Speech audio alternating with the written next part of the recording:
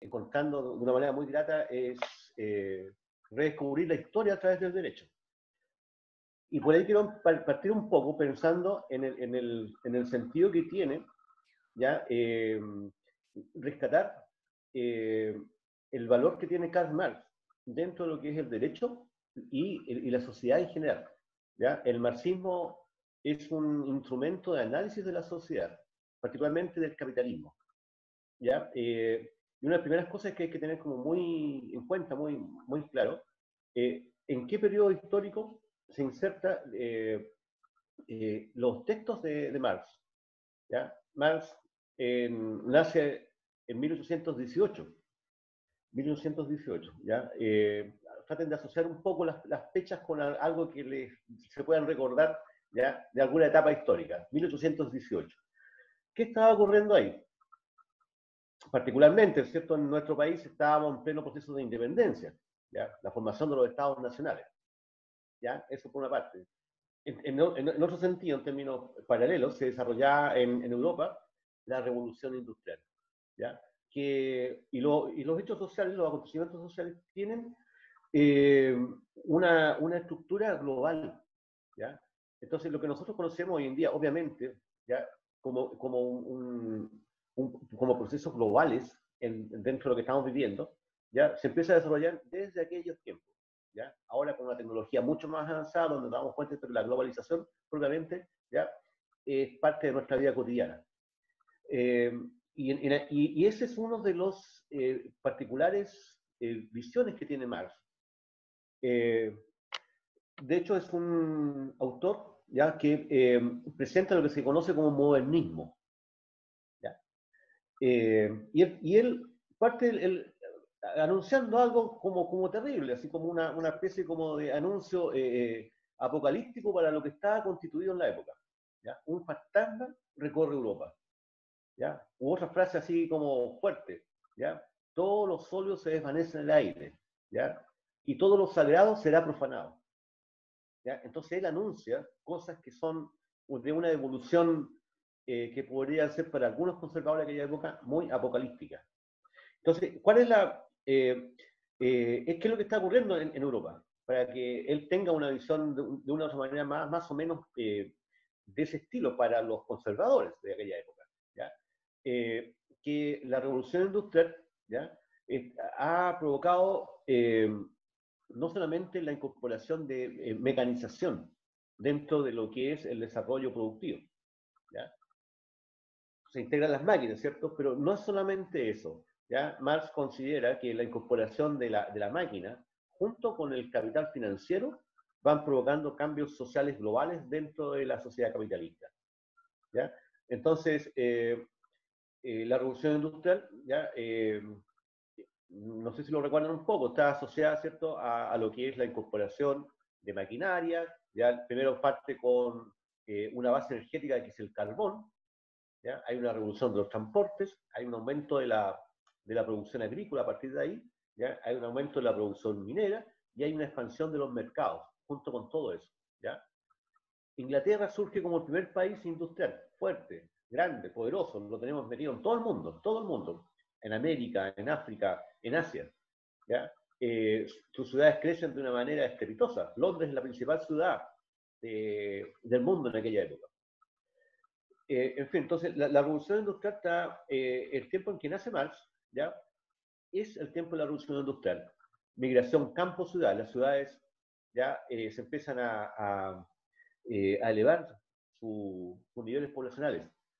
¿Ya? Las condiciones de vida de los obreros ¿ya? Son paupérrimas, no existen seguros sociales. En fin, entonces todo eso es lo que está ocurriendo ¿ya? Y al mismo tiempo hay un crecimiento de la población. ¿Ya? Recuerden que también se empiezan a ver mejores condiciones de vida. De una otra manera, ¿ya? El mejoramiento de la tecnología, de la medicina, ¿ya? Hace que la gente viva más, aunque mueren muchos, ¿sí? Las tasas de mortalidad, sobre todo de la mortalidad natal, son altas, pero también la esperanza de vida aumenta. Antes del siglo XIX, ya el promedio de vida se dice que era más o menos alrededor de 40 años. ¿Ya? Y después de eso, la esperanza de vida aumenta, ¿ya? gradual, ¿ya? En diferentes lugares del mundo. Entonces hay un crecimiento poblacional, hay un crecimiento urbano, ¿ya? Y hay una nueva clase social, que es, ¿ya? La clase obrera. La clase obrera, y sobre esa clase obrera Marx escribe en un sentido que eso va a ser una clase que no va a tener patria, que lo han visto por ahí, ¿ya? Sino que es, la patria es el mundo, dice, ¿ya? Por eso cuando termina el manifiesto, también le habla de la clase obrera del mundo, proletarios del mundo unidos, ¿ya? ¿Por qué? ¿Cierto? Porque esta unión, ¿ya? Desde esta unión de la clase obrera mundial, surgiría nada menos que una nueva sociedad, un nuevo mundo, ¿ya? Un mundo socialista, un mundo comunista.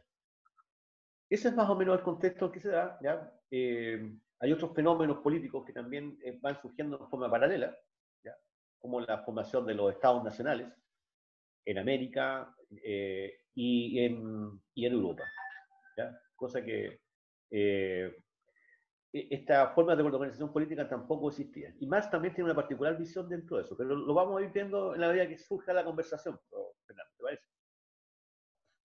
Sí, pues, ese punto que mencionas tú es muy importante porque acá lo que tenemos que también tener noción es cuál es la visión que tiene Marx del capitalismo, que él nace y se desenvuelve viendo el auge del capitalismo. Entonces, eso igual me gustaría mucho si nos puedes tú ilustrar de cuál es la visión que tiene Marx del capitalismo y de la historia. Esos dos términos y conceptos muy genéricos, pero también muy importantes. Están relacionados, están muy, Exacto. muy relacionados, porque ya, de hecho, Marx, ¿cierto? Crea, ¿ya? O más bien recrea, ¿no? Porque esto viene de la filosofía hegeliana, ¿ya?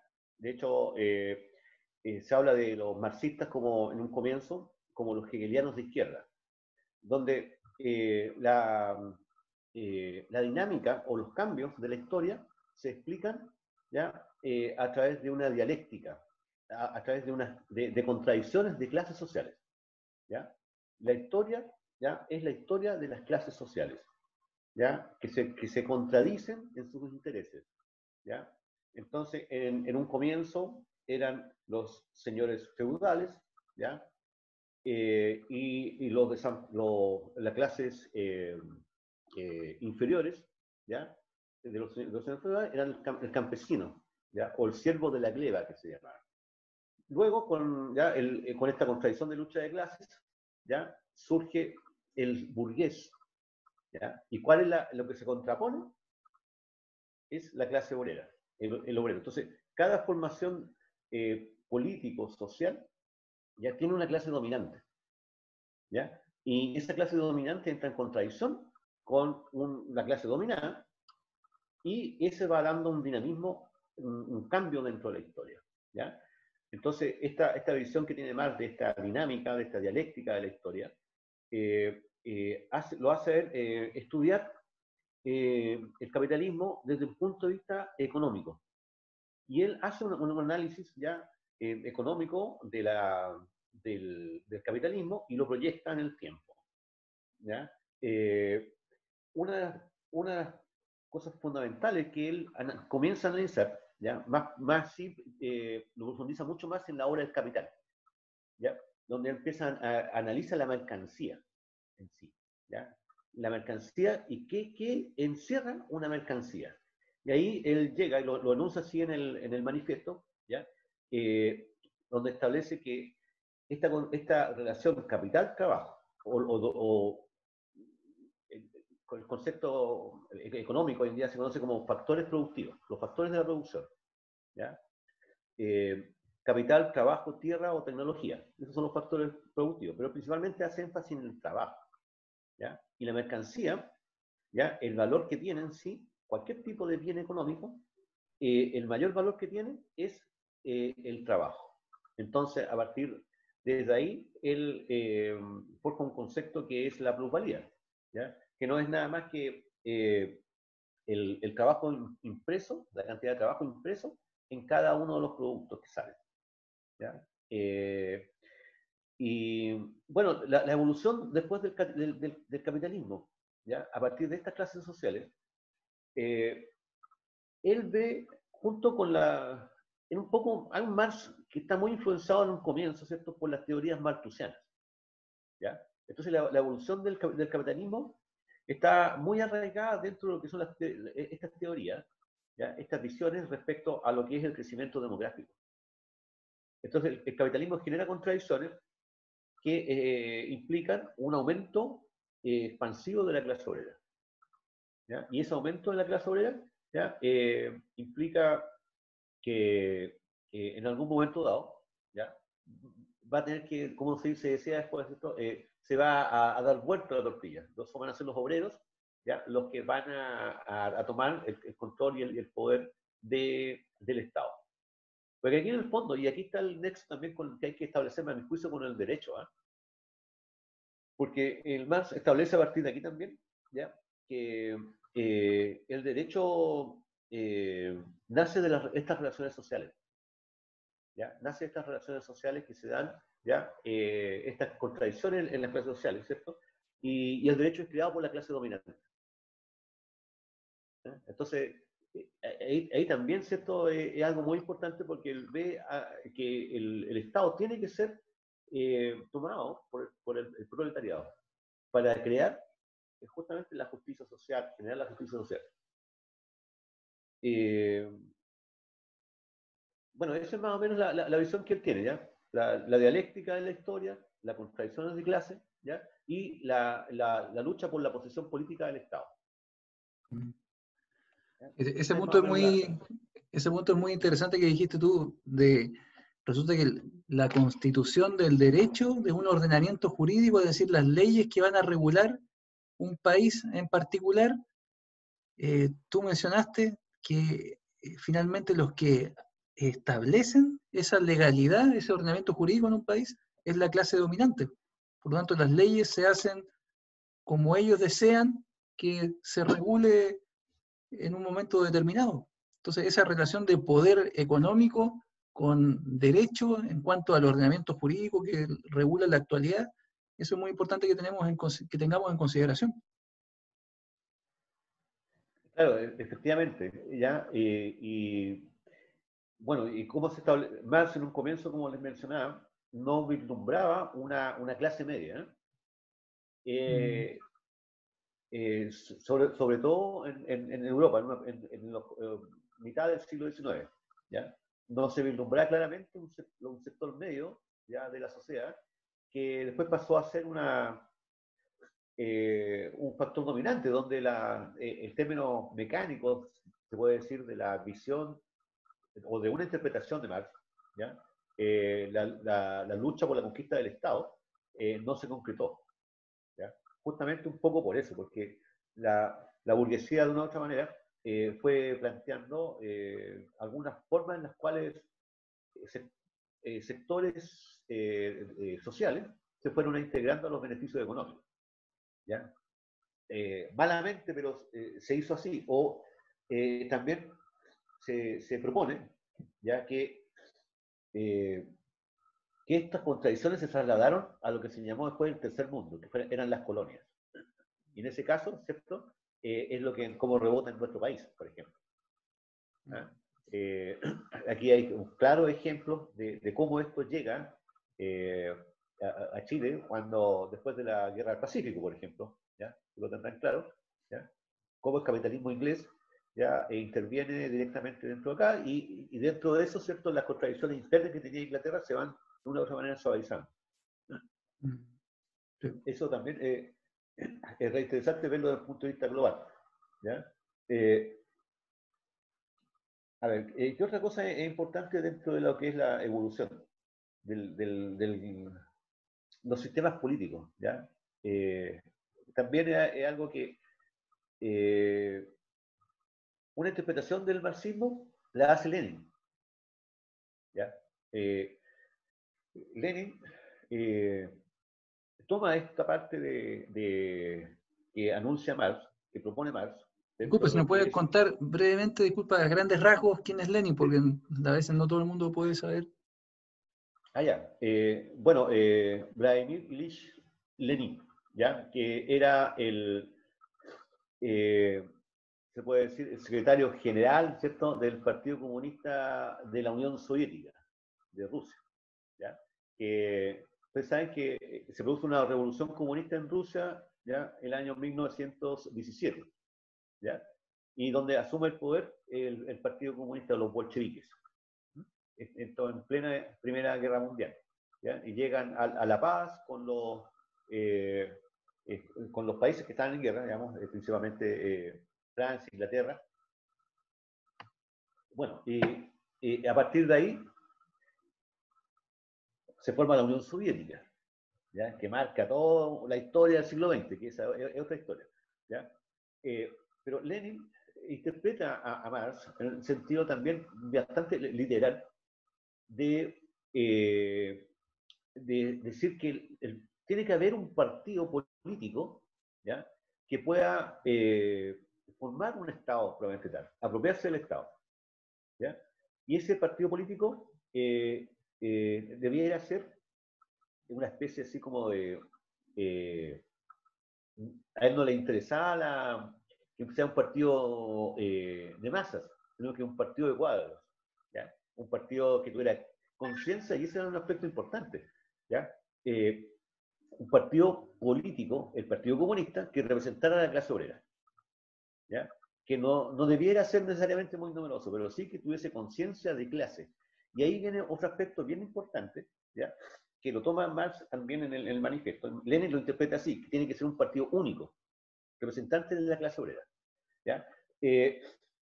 Marx, ¿ya?, en el sentido de, que también lo enuncia dentro de lo que es el manifiesto, ¿ya?, él habla de algo que es muy importante dentro de la frase que es muy categórica. Todos los sólidos se desvanecen en el aire, y si todos los sólidos se desvanecen en el aire, todo lo que está establecido es relativo. Y todo lo que es relativo, por lo tanto, ya me puede pertenecer. ¿Ya? Y me puede pertenecer en términos de lo que es, ya no es algo mandado, no es algo dado, sino que es algo que yo puedo generar, que se puede gestar. Y para eso, él habla de tener conciencia de clase, ¿ya?, de clase social. Una clase social, ¿ya?, es un grupo humano que nace de las relaciones productivas, de las relaciones sociales de producción, ¿ya?, y que tiene conciencia de sí y para sí. O sea, es decir, tiene un programa y un partido político. El manifiesto, ¿qué es lo que es? Un programa, ¿cierto?, que donde llama a los obreros a tomarse el poder, ¿ya? Entonces también ese aspecto es re importante, ¿ya?, de considerar lo que es una clase social, ¿ya? No hay clase social si no hay conciencia de clase. Por eso es que, esta clase dinámica, esta clase social que le da empuje al capitalismo, tiene que tener, en el caso de Lenin, un partido que lo represente, un partido que lo organice, ¿ya?, en todo sentido, ¿ya?, incluso militarmente, pues, para poder tomar el poder, como lo se hizo en Rusia, como se hizo en China, en Cuba. Pero esa es una interpretación, ¿eh?, de Marx.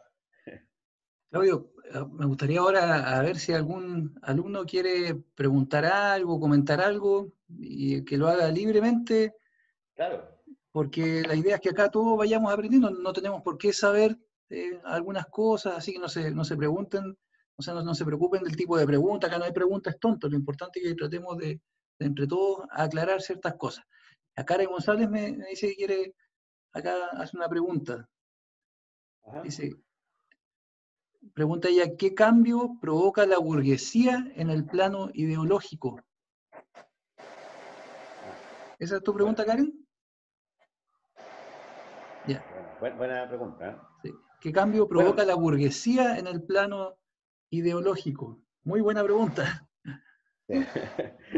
claro, justamente, ¿cierto? Hay que considerar, ya que la burguesía se comienza a desarrollar eh, en el siglo XII, ¿ya?, en lo que se llama la Alta Edad Media, ¿ya?, cuando se comienza a desarrollar el comercio, ¿ya?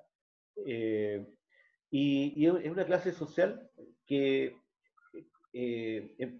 tiene mucha conciencia de sí misma, en el sentido de que, bueno, identifica un espacio que se llama urbe, a diferencia de lo que era el castillo feudal. Para ellos se identifican con la ciudad. Y desde ahí, ¿ya? Ellos empiezan a desarrollar una serie de símbolos, ¿ya? Que los identifican como clase social, ¿ya? Entonces, todo lo que es el comercio, ¿ya? La expansión, de hecho, ellos hablan, ¿ya? De la expansión del mundo, porque el mundo eran ellos, ¿ya? Cuando llegan a América, ¿ya? Era como venir a civilizar acá, ¿cierto? Ellos tienen una clara conciencia de su proyección política. Yo diría que en algunos casos, en su gran mayoría, ¿ya? En su gran mayoría en Europa, ¿ya? Hay que coincide esto, coincide con que son judíos en una primera etapa, ¿ya? Porque ellos controlan la banca, ¿ya? Los judíos financian grandes obras en Europa, ¿ya? Catedrales, ¿ya? El arte en general es financiado por ellos como mecenas. Entonces, ellos van construyendo, ya, a mi juicio, un mundo para ellos, ¿ya? Un mundo para ellos, y que está representado principalmente en lo que son las artes liberales, ¿ya? Las artes liberales identificadas por la ruptura de los discursos oficiales, de lo que está instaurado, ¿ya? Eh, yo creo que bueno, hay dos países importantes dentro de eso, Inglaterra, ¿ya? Inglaterra y Francia. En Inglaterra, ¿ya? La burguesía está representada en el gobierno desde la instauración de la Carta Magna, ¿ya? Ellos llegan a un consenso con los monarcas, ¿ya? Para que sean reconocidos sus derechos y su participación dentro de lo que es las decisiones del Estado, ¿ya? Y una decisión importantísima, por ejemplo, de Inglaterra fueron las cartas de navegación que la instauró ya en el siglo XVII Oliverio Cromwell, donde le daba la exclusividad del transporte marítimo, ¿ya? A la marina mercante inglesa. No podía entrar ningún barco que no tuviera bandera inglesa, que viniera desde afuera, a los puertos ingleses. Entonces, ¿ya? Y por otro lado, en Francia, está representado muy bien dentro de lo que es la consagración del Estado burgués en la Revolución Francesa. Entonces, ¿ya? Y en la Revolución Francesa, claro, se cae todos los valores tradicionales. Empiezan ya, ahí está todo el tema contra la iglesia, por ejemplo, ¿ya? Y todo lo que olía a monarquía, ¿ya? Les cortaban la cabeza.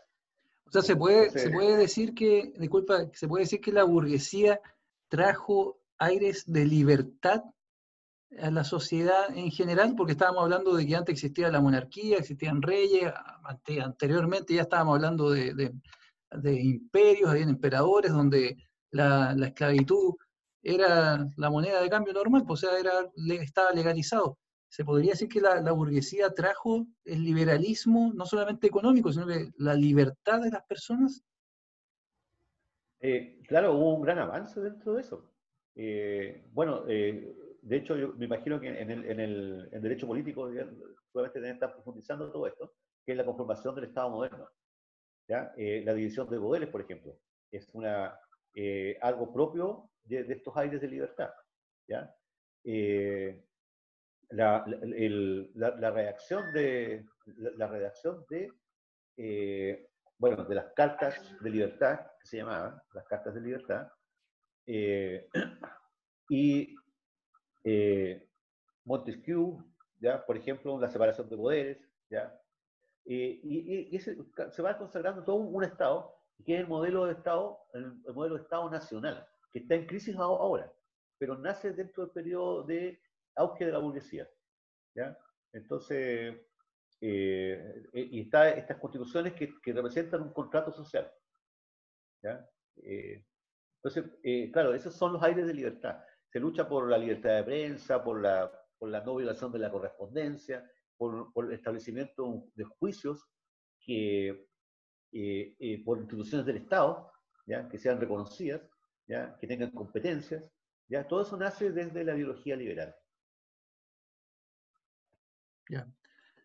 Mira, acá tenemos otra pregunta también que nos indica qué se entiende por epidemia de la sobreproducción y cómo la burguesía pretende resolver la crisis. Me refiero a esta crisis de la epidemia de la sobreproducción. ¿A eso te refieres, Karen? ¿Sí? ¿Ya? Entonces, La ¿qué se entiende epidemia por de la la...? sobreproducción. Eso yo partía, Mira, lo he visto como el término de la excesiva oferta, ¿ya? Justamente la burguesía, para poder mantenerse, y lo que lo llevó también al poder, es la producción excesiva de ciertos bienes, ciertos productos que justamente con la venta de esa producción excesiva los ha llevado a ellos a estar en la cúspide de la pirámide.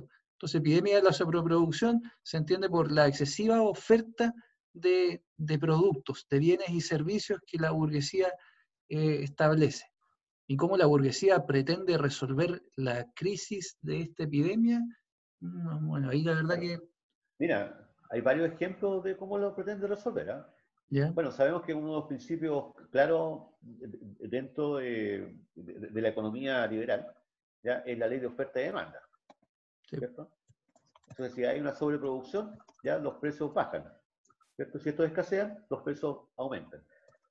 Entonces, pero sin embargo, cuando si hay mucha producción, al productor no le conviene vender, le conviene la escasez, ¿ya? El capitalismo, incluso se habla que no es una sociedad de consumo, sino que es una sociedad de la escasez, ¿ya? Ya. Me parece que Por Karen ejemplo, quiere decir algo, a ver, ¿o no? ya, Activa el audio nomás, pues, pueden pedir la palabra activando el audio. ya. A ver. Profesor, pero también quiere decir que también hacen conquistar nuevos comercios con eso. Mercados, Mercado. nuevos mercados, sí. Y de hecho, justamente tu pregunta, otra vez, es muy buena, porque justamente ya la competencia que existe ya durante el siglo XVIII y XIX es por la expansión de mercados, ya las colonias, ya por la posición económica y la intervención política en algunos países, ya. África, por ejemplo, fue repartida, pero principalmente por un interés de generar nuevos mercados y nuevos centros de productores de materias primas, ¿ya? Porque, y Chile igual, por ejemplo, podemos poner el ejemplo de Chile, el salitre. Solamente ya con el tema del salitre, ¿cierto? Ya tenemos acá la intervención inglesa, que en un comienzo fue disputada por los alemanes, por los americanos. Entonces, Chile fue productor de materias primas, como el salitre, pero al mismo tiempo también era un consumidor de productos manufacturados ingleses, ¿ya? Entonces, y una de las cosas que dice Marx, ¿ya? Que, que el capitalismo está eternamente, tiene que estar para poder sobrevivir, ¿ya? Eternamente en expansión. Si no hay expansión, ¿ya? De mercados, el capitalismo, ¿ya? No puede sobrevivir. Es como un gran estómago que todo lo traga. Entonces, es una política económica basada en la escasez, no en la abundancia. Don Percy acá tiene una pregunta muy, muy interesante. Hágala, don Percy, con audio. Bueno, está bien. ¿Qué quiere decir el manifiesto con la conquista de la democracia? ¿Me escucha? Sí. A ver, repítame, por favor. ¿Qué quiere decir el manifiesto con la conquista de la democracia? Sí, algo como bien simple, porque Marx plantea, ¿cierto?, que la democracia, ya como todos la entendemos, es el gobierno de la mayoría, ¿ya? Entonces, cuando se conquista la democracia, ya cuando la clase obrera, ¿ya? Que tiene una proyección demográfica, ¿cierto?, que va creciendo cada día más, y son los más dentro de una sociedad, ya por lo tanto el pueblo deberían controlar ellos, los que son más. ¿Por qué? Porque hay más obreros que burgueses. Mm. en ese sentido, ¿ya? Y de ahí también, ya, a propósito de, no sé si alguno de ustedes ha conocido algún país socialista. Cuba, por ejemplo, que ya, yo tenía algo de cercanía con Cuba, pero no he podido ir, ¿ya? Pero me han hablado muy bien de algunas cosas de Cuba, ¿ya? Por ejemplo, ¿ya? ¿Existe democracia en Cuba?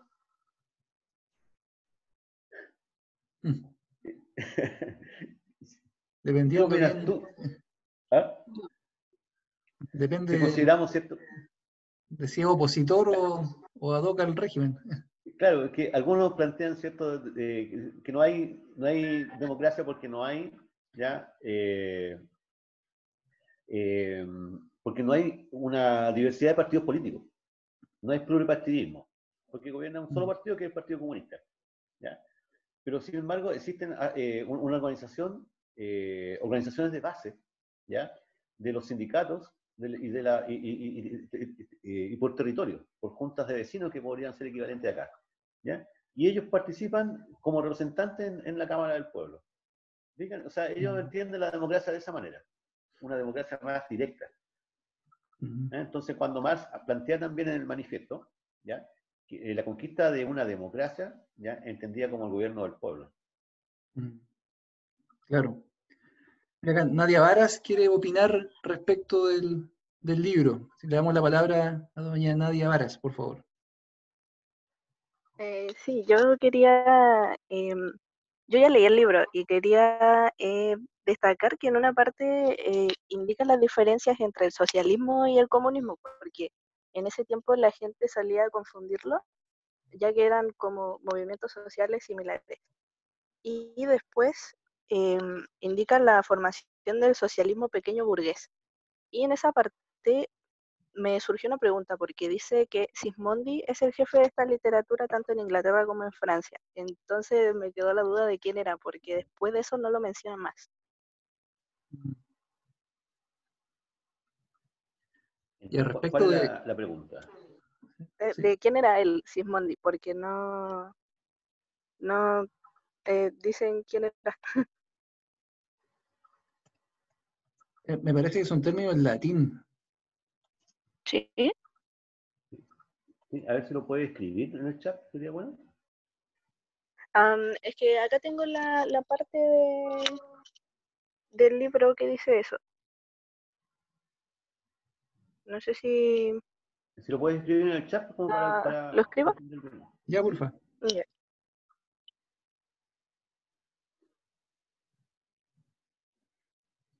Bueno, respecto a la diferencia de socialismo y comunismo que indicaste al principio, bueno, la clase del día lunes yo hice como a grandes rasgos una distinción que la vamos a ir viendo más adelante, pero guarda relación con que Marx indica de que el primer paso para quitarle el poder a la burguesía es convertirse al socialismo. ¿Y qué significa esto? Es sociabilizar los medios de producción, hacer sociales, o sea,